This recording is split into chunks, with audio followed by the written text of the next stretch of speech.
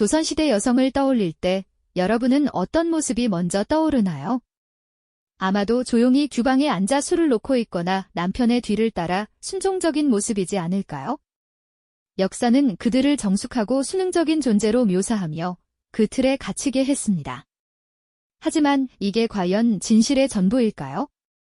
역사서의 행간과 화려한 궁중 기록 속에 가려진 그들의 진짜 목소리와 삶은 어땠을까요? 우리가 알고 있던 조선 여성에 대한 단편적인 이미지가 부서지는 강력하고 놀라운 이야기들이 그곳에 숨어 있습니다. 그들은 단지 수동적인 존재가 아니라 각자의 방식으로 세상을 움직이고 가문을 이끌며 나아가 국가의 운명에까지 깊숙이 개입했던 주체들입니다. 이제 우리는 규방의 문을 열고 시끌벅적한 저작거리로 나아가 심지어 권력의 심장부인 궁궐의 깊은 곳까지 함께 들어가 보려 합니다. 거기서 마주할 조선 여성들의 숨겨진 힘과 지혜는 우리가 가진 기존 역사 인식을 송두리째 뒤흔들게 될 것입니다. 우리의 첫 번째 여정은 조선에서 가장 화려하면서도 동시에 가장 위험한 공간, 왕실의 깊은 내부로 향합니다. 왕비와 대비, 후궁들은 단순히 왕의 아내나 어머니의 역할에만 국한되지 않았습니다. 그들은 정치적 그림자로서 보이지 않는 권력을 행사하던 인물들이었습니다. 특히 어린 왕이 즉위했을 때 왕의 어머니나 할머니인 대비가 휘장 뒤에서 정사를 돌보는 수렴청정의 순간은 여성의 정치적 영향력이 극명하게 드러나는 장면이었죠. 근정전의 용상에 앉은 어린 왕을 바라보는 신하들의 시선은 용상이 아닌 그 뒤의 야른 발과 그림자를 향하고 있었습니다. 그곳에서 울려 퍼지는 단호한 목소리는 신하들의 상소에 응답하며 국가의 중대사를 결정하고 새로운 관리를 임명하거나 파면했습니다. 그 목소리의 주인공은 바로 대비였습니다. 그녀는 아들이자 왕을 대신해 국가의 최고 결정권자로서 군림하고 있었던 것입니다. 이는 단순한 임시적인 역할 대행이 아닙니다. 대비의 결정 하나하나가 조선의 미래를 좌우했고 그녀의 정치적 판단력이 곧 국가의 안정과 직결되는 무게를 지닌 권력 행사였습니다. 왕실 여성들의 힘은 수렴청정 같은 공식적인 형태뿐만 아니라 비공식적인 방식으로도 강력하게 작동했습니다. 왕비나 후궁의 입장은 단순한 개인이 궁에 들어오는 것이 아닙니다. 그녀의 가문 전체가 권력의 중심으로 진입하는 통로가 되었죠. 늦은 밤, 왕비의 처소인 교태전에서는 은밀한 만남이 이루어졌습니다. 왕비는 아버지나 오라버니를 조용히 불러들여 바깥 세상의 동향을 전하고 특정 인물을 요직에 앉히기 위한 계획을 논의했습니다. 그들은 촛불 아래에서 주고받는 밀서를 통해 정치적 전략을 세웠습니다. 왕의 총애를 받는 후궁 역시 마찬가지였습니다. 그녀는 나인이나 내시를 통해 외부 정보를 수집하고 이를 바탕으로 왕에게 특정 신하의 능력을 강조하거나 경쟁자의 허물을 드러내기도 했습니다. 궁궐 내 여성들의 보이지 않는 네트워크는 거대한 정보망이자 정치적 압력 단체로 기능했던 것입니다. 물론 궁궐에서의 삶은 권력 쟁취의 기회만 있는 것은 아닙니다. 그곳은 치열한 생존 경쟁의 장이기도 했죠. 왕의 사랑과 다음 왕위를 이을 아들을 낳는 것이 후궁들에게 주어진 가장 중요한 임무였습니다. 이는 가문의 영광이자 자신의 생존과 직결되는 문제였기 때문에 매우 중요했습니다. 어느 조용한 오후, 후궁의 전각에서 열리는 다과회는 평화로운 광경 같지만 그 뒤에는 서로에 대한 날카로운 경계심이 숨어 있습니다.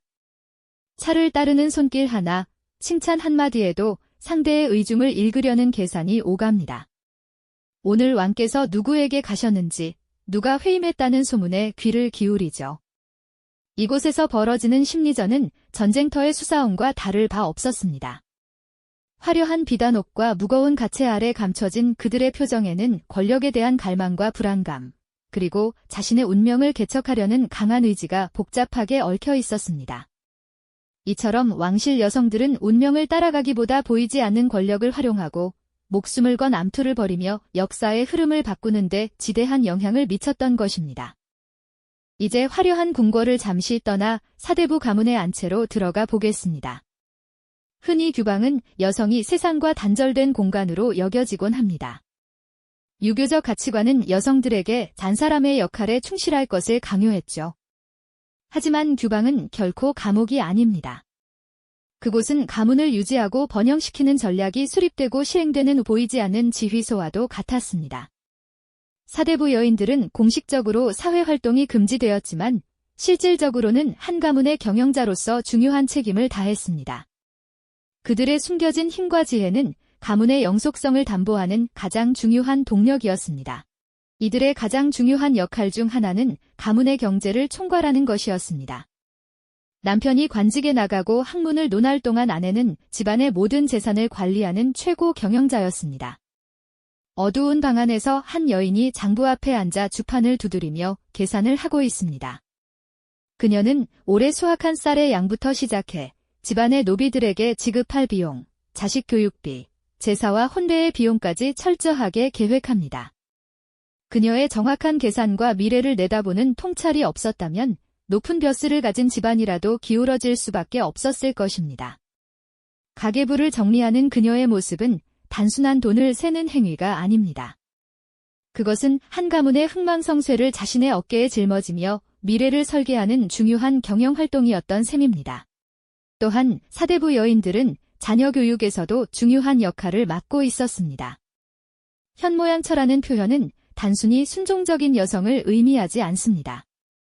아들들을 훌륭한 학자이자 관리로 키우고 딸들을 다른 명문가로 시집보내 가문의 위상을 높이는 교육의 총책임자였죠.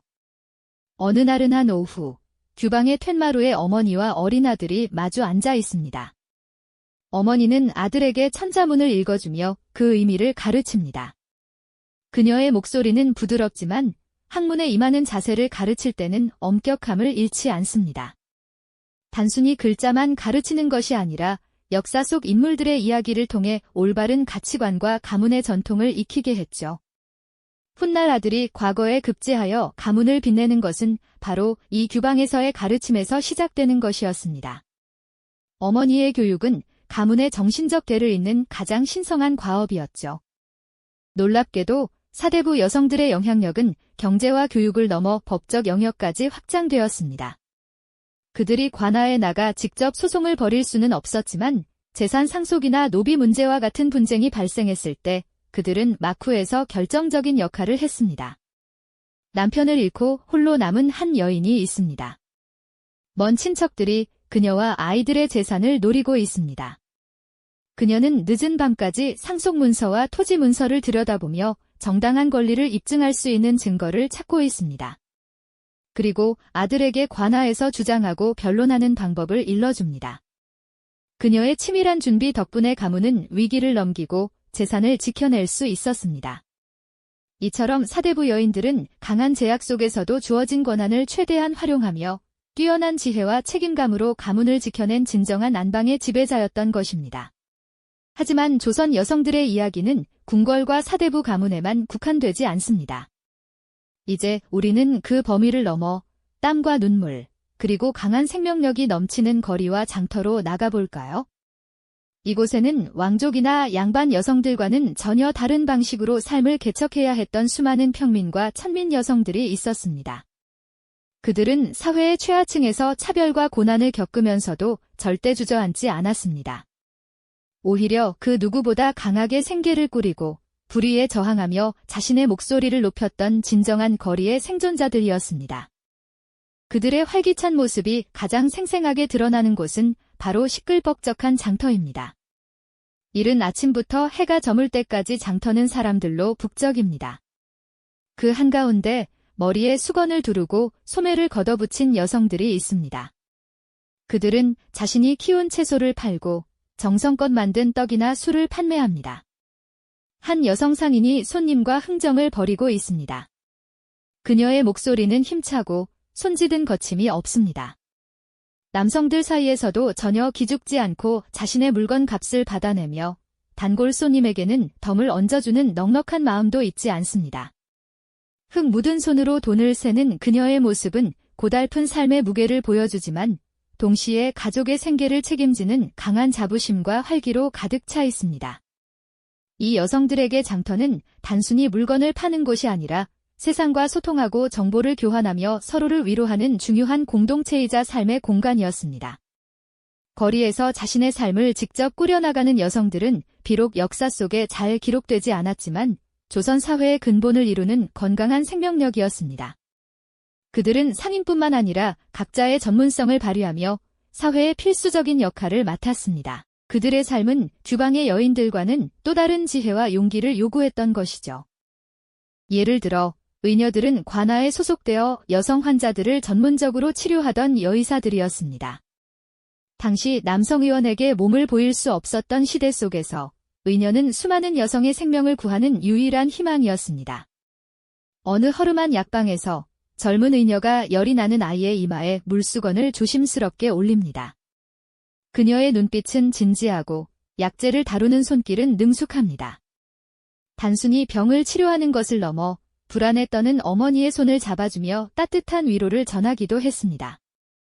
비록 신분은 낮았지만 생명을 다루는 숭고한 기술과 지식을 가진 그들은 사회적 존경을 받았고 가끔은 궁궐에 불려가 왕실 여성들을 치료하기도 했습니다. 이들은 자신들의 전문성을 통해 사회적 제약을 넘어 수많은 사람에게 실질적인 도움을 주었습니다. 또 다른 예로 기생과 무녀를 들 수 있습니다. 기생은 흔히 오해받곤 하지만 단순한 술자리에 흥을 돋우는 존재가 아닙니다. 그들은 시와 서예, 음악과 춤에 능통한 당대 최고의 종합예술가들이었습니다. 화려한 연회가 열리는 기로에서 한 기생이 검은고를 연주하며 아름다운 노래를 부릅니다. 그녀의 뛰어난 재능과 아름다움에 사대부들은 넋을 잃고 바라봅니다. 기생들은 지식인들과 어깨를 나란히 하며 학문과 예술을 논하고 때로는 그들의 창작 활동에 영감을 주는 뮤즈가 되기도 했습니다. 천민이라는 신분에 갇혀 있었지만 그들은 자신들의 재능으로 양반 남성 중심의 문화에 깊은 영향을 미쳤습니다. 무녀 또한 마찬가지였습니다. 과학과 의학이 발전하지 못했던 시절, 사람들의 불안과 고통을 어루만져주던 영적인 치유자들이었습니다. 마을 어귀의 신성한 나무 아래에서 무녀가 방울을 흔들며 춤을 춥니다. 그녀의 춤과 노래는 마을 사람들의 안녕과 풍요를 기원하는 간절한 염원을 담고 있습니다. 무녀는 공동체의 정신적 지주 역할을 하며 공식적인 종교와는 다른 방식으로 민중의 삶에 깊숙이 자리 잡고 있었습니다. 하지만 조선 여성들의 이야기는 그들의 사회적 역할에 국한되지 않습니다. 공식 역사 기록에는 잘 남지 않았지만 그들은 자신들만의 방식으로 생각과 감정을 표현하며 풍부한 내면 문화를 가꾸어 나갔습니다. 그 중요한 매개체는 바로 한글이었습니다. 한문 중심으로 돌아가던 남성 지식인 사회와 달리 여성들은 비교적 배우기 쉬운 한글을 통해 자유롭게 자신의 마음을 표현할 수 있었습니다. 깊은 밤, 호롱불 아래 한 여인이 붓을 들고 하얀 종이에 정성스레 편지를 씁니다. 멀리 시집간 딸에게 보내는 애틋한 마음이나 친정어머니에게 전하는 그리움이 담겨 있죠. 이 편지 속에는 정치나 학문 같은 거창한 이야기 대신 자녀에 대한 걱정, 시집살이의 고통, 소소한 기쁨이 담겨 있습니다. 이는 역사서가 담아내지 못한 그 시대 여성들의 진정한 목소리며 그들만의 내밀한 연대의 증거입니다. 글뿐만 아니라 그들이 수놓은 자수 역시 뛰어난 표현 수단이었습니다. 주방에서 술을 놓는 여인의 모습은 단순한 소일거리가 아닙니다. 그녀는 오색실로 천 위에 자신의 마음을 새기고 있는 것입니다. 부귀영화를 상징하는 모란, 부부의 사랑을 의미하는 원앙, 자손의 번창을 기원하는 포도 문양까지 그녀들의 자수작품은 행복한 삶에 대한 간절한 소망이 담겨 있습니다.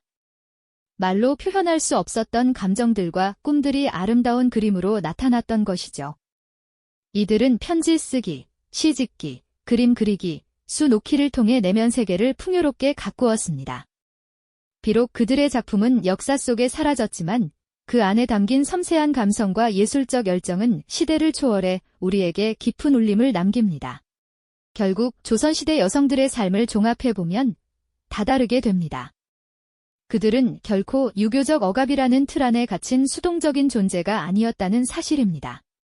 궁궐의 가장 깊은 곳에서 국가의 운명을 좌우했던 왕비와 대비, 가문의 흥망을 책임졌던 사대부 여성, 거리와 전문적인 공간에서 자신의 삶을 개척한 평민과 천민 여성까지 그들은 각자의 위치에서 치열하게 고민하고 권력을 쥐고 불의에 저항하며 자신만의 방식으로 삶을 살아낸 주체적인 존재들이었습니다. 정숙함이라는 단어 뒤에 숨겨진 그들의 야망과 지혜, 슬픔과 기쁨을 발견하게 될 때, 우리는 비로소 역사의 절반을 차지했던 이들의 인간적인 면모를 제대로 마주하게 됩니다. 우리가 알지 못했던 역사 속 빈 공간을 여성들의 다채로운 이야기로 채워 넣을 때, 조선이라는 시대는 더욱 입체적이고 풍성한 모습으로 우리에게 다가올 것입니다. 결국, 조선 여성들의 이야기는 오늘날을 살아가는 우리에게도 중요한 교훈을 줍니다. 보이는 권력이나 공식적인 기록만이 역사의 전부가 아니라는 사실을 일깨워줍니다. 보이지 않는 곳에서 묵묵히 자신의 역할을 다하며 세상을 움직여온 수많은 사람들의 삶과 목소리에 귀를 기울일 때 우리는 과거를 더 깊이 이해하고 현재를 성찰할 수 있는 지혜를 얻게 됩니다. 그들의 용기와 지혜는 시대를 넘어 우리에게 여전히 깊은 영감과 질문을 던져줍니다. 역사의 거대한 서사 속에 묻혀있던 이 수많은 여성들의 삶을 복원했을 때 우리가 알고 있던 조선의 진짜 얼굴은 과연 어떤 모습일까요? 이 영상이 흥미로웠다면 구독과 좋아요를 눌러 다음 이야기를 응원해 주시기 바랍니다. 우리는 계속해서 역사 속 숨겨진 페이지를 여러분과 함께 열어갈 것입니다.